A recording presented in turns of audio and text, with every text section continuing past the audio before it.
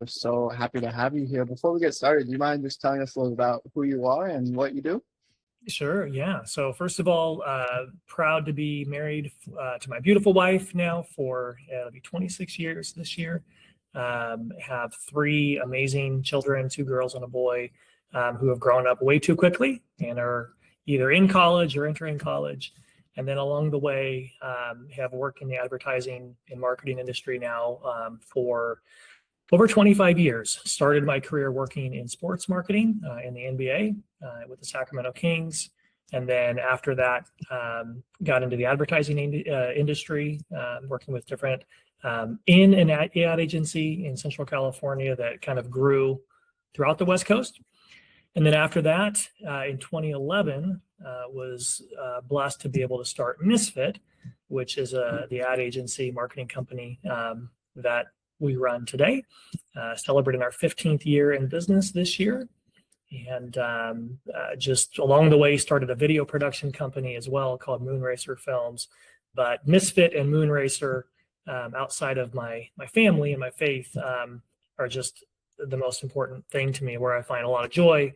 And we built a great family inside the business that is pretty special, and very proud of that.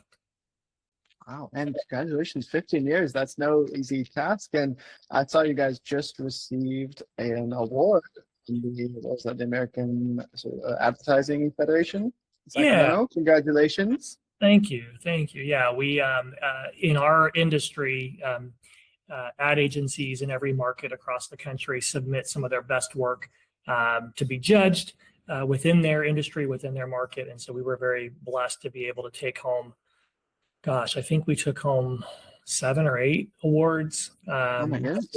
for different work, including what they call Judge's Choice Award, which is essentially the premier award for the night. So we have an amazing creative team.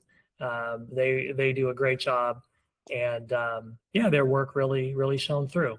And then they lowered their standards clearly, because they also named me Ad Person of the Year, which I've done this long enough where I remember early in my career looking at the people who were awarded Ad Person of the Year and thinking, they're really old.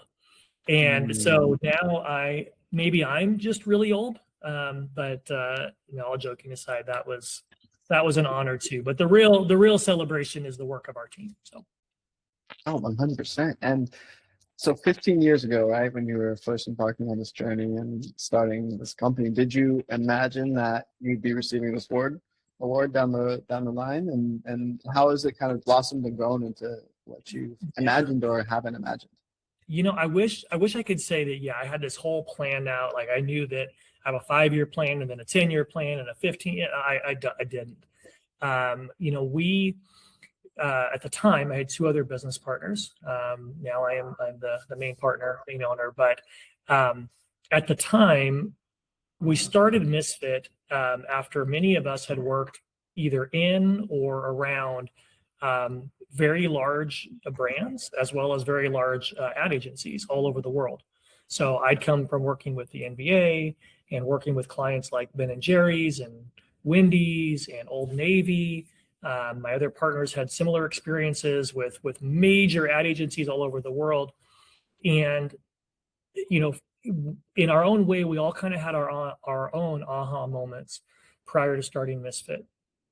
For me, I remember working with a very, very large international brand, and kind of looking around the room, and my son had just been born. And I remember looking around the room with this big client thinking, man, here I am in my early 30s, I guess 31, 32 years old. And I've already worked with all these big brands. I've already worked with the NBA. I've done all this already. And it felt like I should be happier than I really was, quite honestly. It felt like, I've accomplished all these things at a young age that from the outside looking in, people would say, man, look at him, and he's done this, and that's great. And I found it very hollow and very shallow. And I remember one of my favorite clients at the time was Ben & Jerry's. And I still love the team at Ben and Jerry's, but I remember thinking, my goodness, like if when I die on my tombstone, it says, hey, here's Matt. He helped Ben and Jerry's sell a lot of ice cream. Professionally, I guess that would have meant success, but personally, it just didn't feel right. And so there were a lot of things in our industry which were really good, but there were a lot of things in our industry that I felt were just broken, and there had to be a better way. And so in starting Misfit, I didn't have a 15-year plan. I didn't have a 10-year plan. I just had this belief in my core that there was a better way. There was a better way to work with clients, to work with people, to build a team, and to focus on the things that really matter. And I had this crazy hope and belief that I knew we wouldn't be a good fit for every potential client, because a lot of clients wanted the traditional agency model. But I had this hope and belief that there were enough people out there who, whether they realized it or not, also felt that the traditional model was broken. And one by one, they would see that we were a little different. And I think being in business for 15 years just goes to show that, we're not the biggest agency in the world, but there are enough clients and enough brands and enough really smart people who feel the same way, who feel that the way we do things, while different than most, is right for them. And I think that's just been a testament to the work that our team has done, and a blessing from the Lord, being able to put those two things together. Definitely. And as you've experienced this aha moment, what did that necessarily shift? Did it shift the mindset? Did it shift the performance? Did it shift the Yes. drive? What was the walking away factor that you then kind of took with that moment? It's a great question. It was really, it wasn't necessarily the drive, because I've never been the smartest person, but I'll outwork most people. Smart enough. Definitely can't get by on looks. So it's going to have to be work and heart. But the target changed. What I was aiming for changed. It wasn't necessarily, let's go work, let's chase after the client with the biggest name, the client that's going to put us on the national map or international map. I've been there, done that. And at the end of the day, the only thing that actually feels good is when you can work with the right people. And the target for me, even if I didn't completely notice it in the moment, and it's continued to evolve, but has really changed from how do I work with that brand, and how do I instead work with this quality of person? Regardless of whether they're at an international brand or a local nonprofit or anywhere in between, I want to work with people who will let us love on them, who will let us care for them, who will build that kind of relationship with them. And not just the people we work in our agency with, but also the clients that we work with. And as a result, our goal has changed from, it's great to win creative awards, and we have an amazing team in creative and media and PR and social media. And I would put our skills up against anyone. But there's always someone more creative. There's always someone smarter. There's always someone. For us, we want to love on people, love on our clients, treat each other like family, and do so in a way that no one can replicate. Because that relationship you have with the people you do business with, if it's deep and real, no one can compete with that. And you've mentioned your team quite a bit now, which, I mean, they must be incredible. And then as right head of this company, and there is a bottom line at the end of the day as well.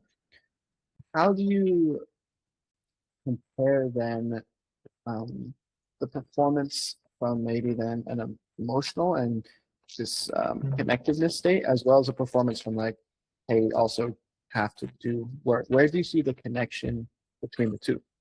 Yeah, it's a great question. First of all, I think I think it starts with defining what are the goals that really matter, right? And I think in my experience, oftentimes organizations, whether it's in our line of work or not, they will pick goals that are either way too safe and too limiting, so they're easy to accomplish, or they will pick goals that are so crazy and out of left field that they're almost meaningless, right? And I think for us, I've found that in managing a team and building a team, having goals that are both grounded in professional excellence, specific to their discipline, but goals that also hopefully measure and grow their character as well. So we always say character and creativity, or character and their professional skills. I think for me, we've worked hard to recognize that, hey, we are going to hold, make no mistake about it, we are going to hold everyone in our company to a much higher standard than you'll find anywhere else. We expect people to be incredibly talented in their skills, whether it's graphic design or social media or video production or animation or whatever, or client management, all those things. We expect them to be, and they'll have standards specific to each of those disciplines. And we expect them to grow in those disciplines. But it's not just the what they do that matters. That's part of it. But it's the how they do it. Are they doing a great job within their discipline? You can be the world's best creative, the best graphic designer, but if you can't work with the team in a way that elevates and amplifies that creative and sell it to the client and get the client to be excited about it, then your brilliant creative idea goes nowhere, right? And same thing in reverse. So we try to invest heavily into, first of all, identifying the right person, which is really hard. Acknowledge that our standards are going to be higher than anywhere else they've ever met or worked at. Number 3, articulate that those standards are going to be a combination of their professional skills, but also their personal character. And both have to be impeccable. And then 4, if we do that, success will happen. Success will happen. And as success happens, we will reward the team accordingly. We will invest back into the team. Every other year now for, 2 of the past 3 years, for example, we've flown our entire team down to Disneyland for a retreat for 3 days. That's expensive, right? You imagine taking a family of 4 to Disneyland for 3 days. Fly 40 people down there, right? Yeah. But we can only do that because the standards that we have and the performance of each person on our team to be more than just a designer or more than just an account leader. Those standards allow unique results. And that's the phrase in our company that we rally around, is more than. It's a promise that we recognize our staff as more than just an employee. We recognize they're a husband or a wife or a father or a mother or a child, right? But also we expect them in their roles to be able to live up to something that is more than what they'd experience elsewhere. And if they do that, we will live up to our promise to our clients, which is to be way more than just another ad agency they work with. And so I feel like this is on brand and on topic with this conversation of high performance. And as you've worked with different agencies, different companies, you said international, national, what does it mean then to be a high performer to you? Yeah. I think my definition has a couple of different layers to it. I think a high performer at the end of the day is someone that you trust with the hard things.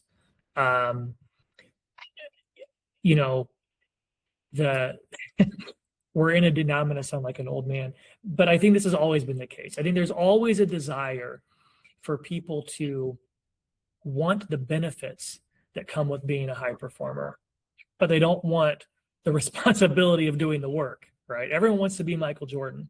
They don't want to put in the work that Michael Jordan put in, right? I think that the high performers for me are those who are willing to do the hard stuff. They don't just execute. They think, they can see around corners, they take ownership of things. They don't always necessarily get it right, but they care about the outcome as much as you do. They're not always, again, they don't have to always get it right, but they have to be consistent with their desire to try to look around the corner, not just when things are easy, because that's just, listen, that's the easy stuff, right? But when timelines are short or something goes wrong, the people who step up and who, at the end of the day, who earn that trust with the hard stuff, that's what a high performer is, for me. Mm. And have you noticed then, as you've hired and ran this company now for 15 years, trends and traits amongst high performers then that you can, I don't know, see at face value or see during the interview process? Or... I think it's a good question. Not with absolute certainty. At the end of the day, you can see you're test driving a car, you look at a car, you're like, yeah, I think it's going to be great. But until you can drive it for a while, you don't really know how it's going to perform. I think with that being said, I see in our staff, and there are many people on our team who we've interviewed, who you get a glimpse of potential. Get a glimpse of what I look for is someone who's entrepreneurial, not someone who needs to take the risk of being an entrepreneur or starting their own business, but someone who thinks entrepreneurially. For example, in our world, we have account managers or client service managers who work day to day with clients. The price of entry for that role, for anyone in our industry in that role, is someone who's going to be a problem solver, right? Client has a problem, you're there to solve it. Okay, great. That's expected. What I'm looking for in that role is, who are the problem hunters? Who are the ones who are looking ahead to say, I see where this could go, I'm going to get ahead of it. In that entrepreneurial mindset, right? I think what sometimes happens is there are times when over the years we've been guilty of this as well. I think it's common. You want to see high performance in someone, so you reward behavior too early because you see the glimpse, you see the potential. And I think there's a fine line between rewarding, recognizing the potential and rewarding the behavior when it's not, the performance when it's not quite there yet. Because as a leader, I think you have to inspire people to live up to that potential, but ultimately it's their potential to live up to.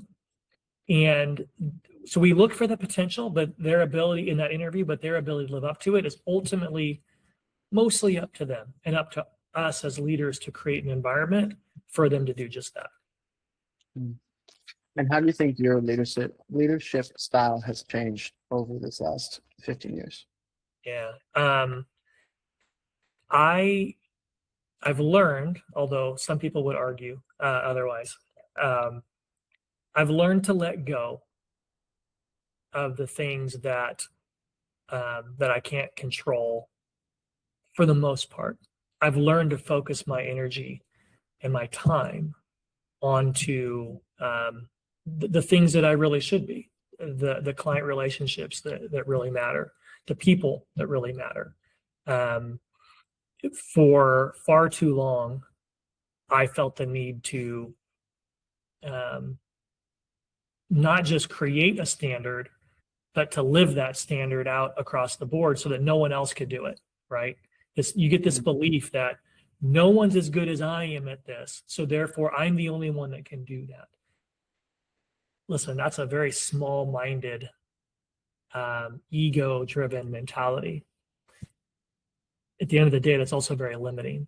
So I think over time, what I've learned to do is, number one, build up a team who frankly is way better and smarter than I am and complements me.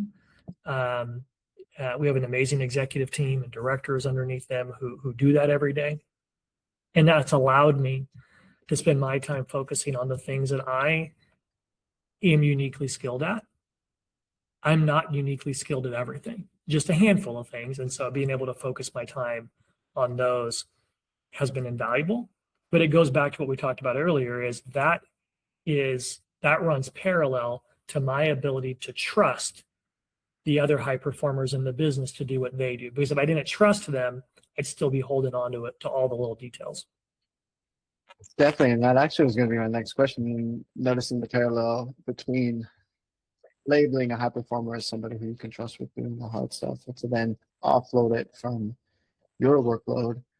How then, right? You mentioned the first thing that you said when we hopped on this call was talking about your family, right? You identified as a husband, as a father, and then business came in third, right? Faith was in there as well. And so when you then think about everything that is on your plate, and I mean, you yourself being a high performer, how do you notice, how have you stayed fresh? How have you stayed ready to go and tackling all of these challenges as they come up? Yeah. So I think there's the emotional, and there's also the practical things that I do to try to stay fresh. First of all, from an emotional standpoint, as my target has shifted from let's build a business that works with these big brands, and let's build a business that makes this amount of money, and let's build a business that has this number of employees. Those are all, while they're well intentioned, they're all very ego driven, right? At the end of the day, or maybe they're practically driven when it comes to finances or needing to pay for my kids to go to college or whatever. Over the years, my goal has really shifted, which has become way more freeing and way more energizing. And the goal is very simple. I want to build a company that shows the people inside of our company how much we care in an unusually deep way. From a faith standpoint, I would say I want to love on and be a light to as many people as I possibly can. And I want every single person we interact with to feel that they are valued as way more than just employee number 27 or 59 or whatever. And the same thing is true with our clients. So my target has shifted from the number of clients, the size of the brand, to the relationship with the people. That's what matters most to me. Because going back to that, when I die, it's going to say, here's Matt, he helped sell a lot of ice cream. You know what I'd really like is man, look at the people whose life has been impacted, not by me, but by the work that our team does. And that is a mission, a calling that is way more exciting to me than the latest television commercial that wins an award. Although that's really cool too, don't get me wrong. But being energized by the goals that really matter, I work a lot. But try to stop me from working. It can't, because I get excited about those goals. I don't get really excited about our growth, although that's very cool. I don't really get excited about client A or client B as a brand. You know what I do get excited about? I get excited about the people on those clients. We had a client over the weekend who, said, hey, just thinking about you, not because of the brand they represent, because of the person that I've known for, in this particular case, I've known this person for 15 years or 20 years. Those are the things that are invaluable.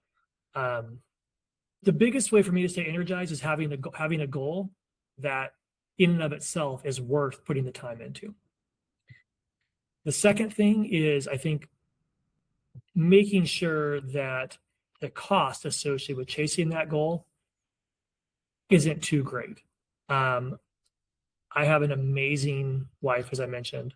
When my kids were younger, and my schedule was even crazier. I spent more time on the road. My wife kind of felt her calling to spend more time with the children and things like that. But that being said, I never missed. Take that back. One time I missed an award ceremony when one of my daughters was, I think, in 6th grade. I have 12 years later, I never hear the end of it. But outside of the one time, I never missed a performance. I never missed a game. I never missed any of those things for my kids, because at the end of the day, they matter so much more. And a big part of why I do what I do is obviously for their benefit, financially and purpose-wise and everything else. Mhm. I'm going to jump back real quick to the first thing you said. You said it was a very freeing process to have the goals. And I'm curious then now, as you bring up your children and your family, are those two correlated, or is that a different type of freeing? Let's talk about that a little bit more.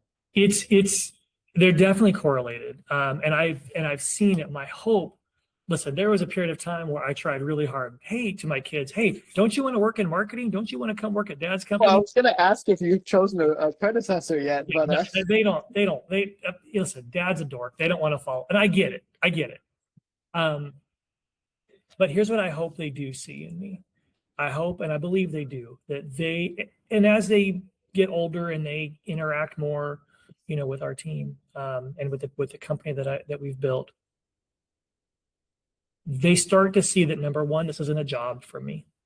This is a mission for me, which matters way more.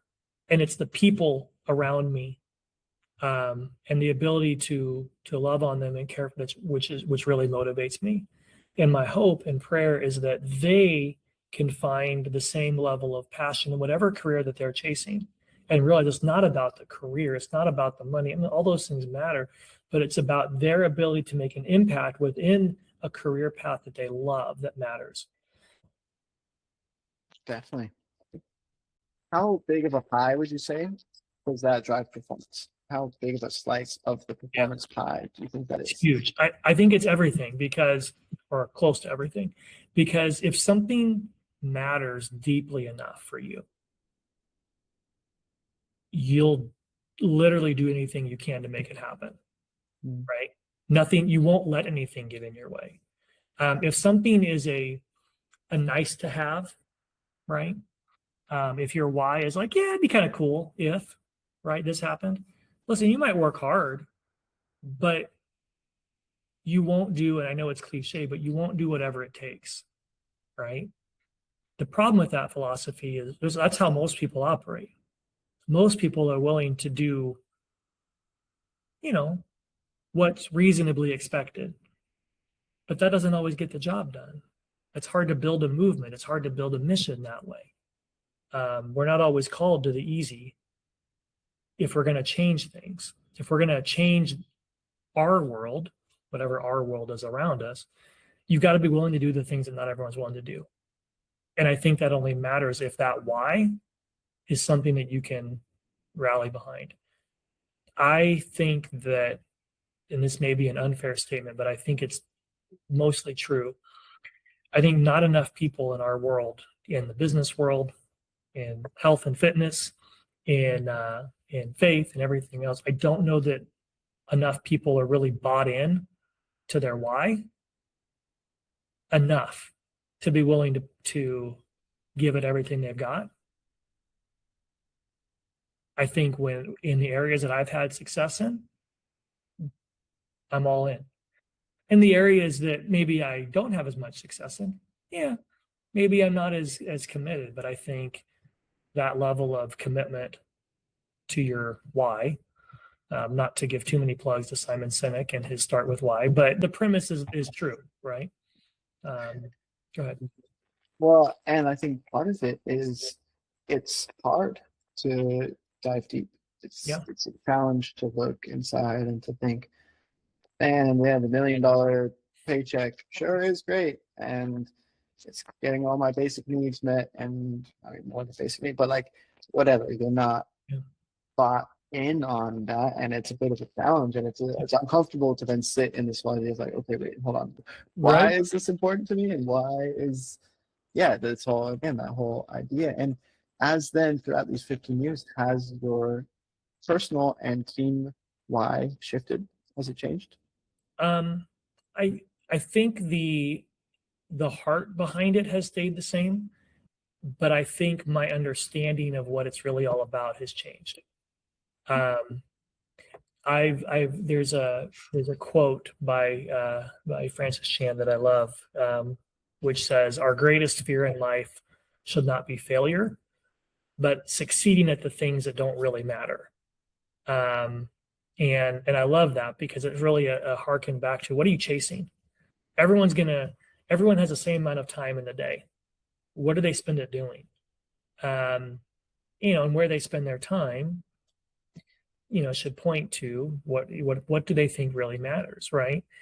And I think that spirit and that goal has never changed for me since starting Misfit. I've always wanted to make sure that we are succeeding at the things that really matter.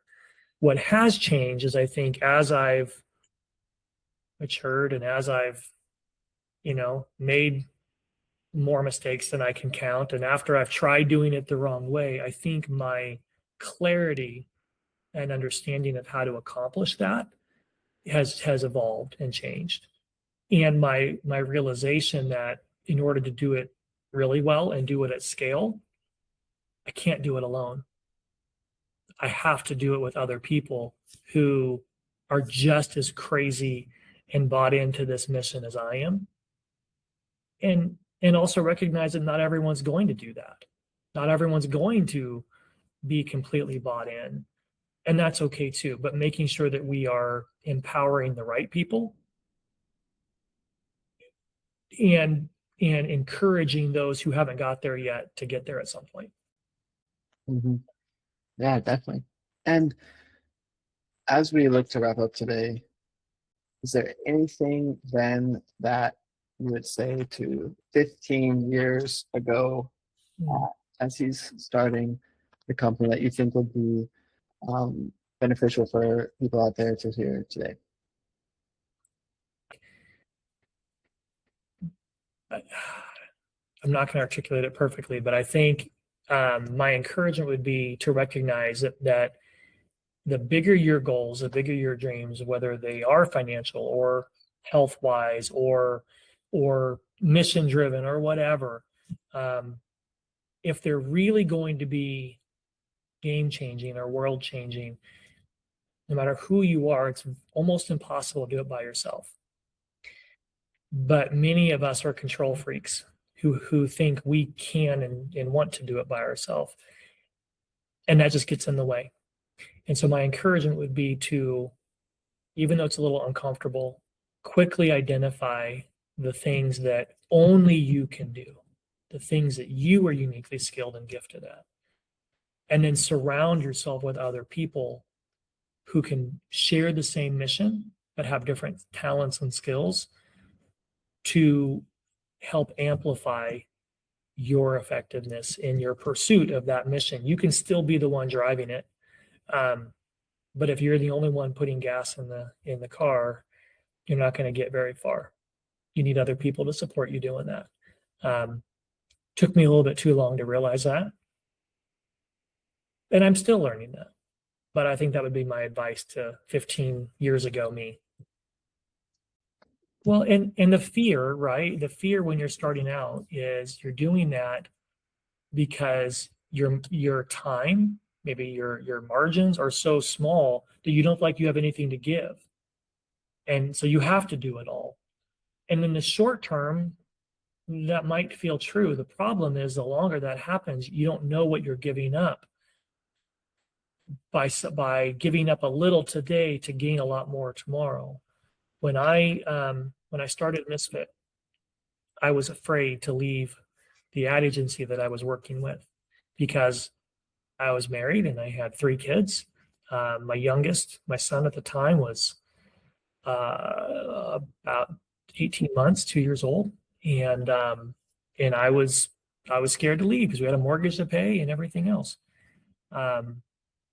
And I started doing the math on, okay, well, what's it going to take for me to have the courage to do this?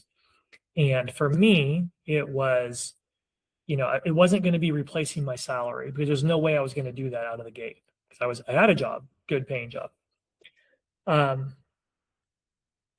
So I worked it down and figured out I need to make sure I can pay my mortgage. nothing else, my mortgage, which meant I needed pre-tax $3,000 a month. That became a much more replaceable number than the salary. And I was willing to give up, it took me a while, but I was willing to give up the difference between the $3,000 a month and what I was making every month in order to take a step forward in the long run.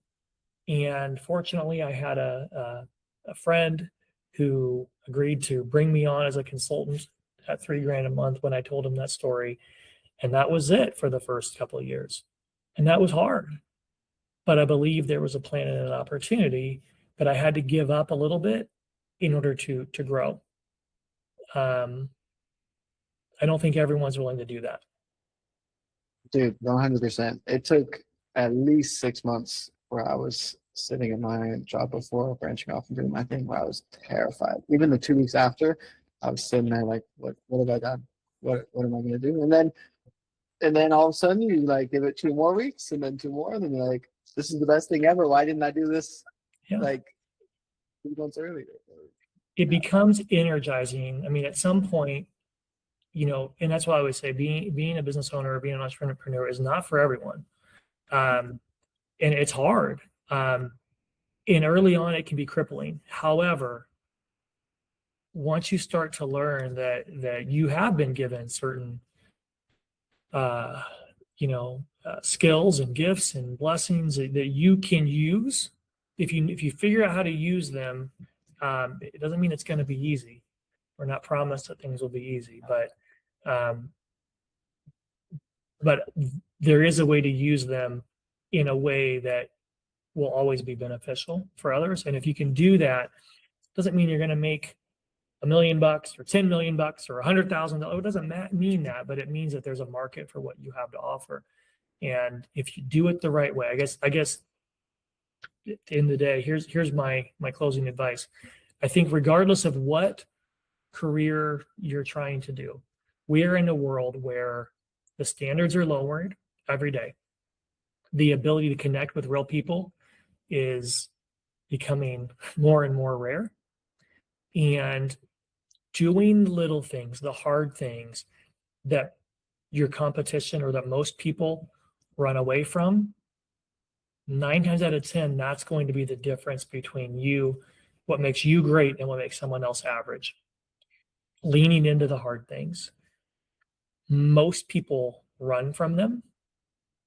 That's going to continue to be the case. I see that trend increasing at a rapid rate in our world across every discipline, which means that those rare people that can do things the hard way, do things when they're hard, maintain character and prioritize people above all else, they're going to be light years ahead because the bar is lowering. And it is what it is. I think doubling down on those things as much as the skills and talents is going to make each person uniquely replaceable in their own way. Mm-hmm.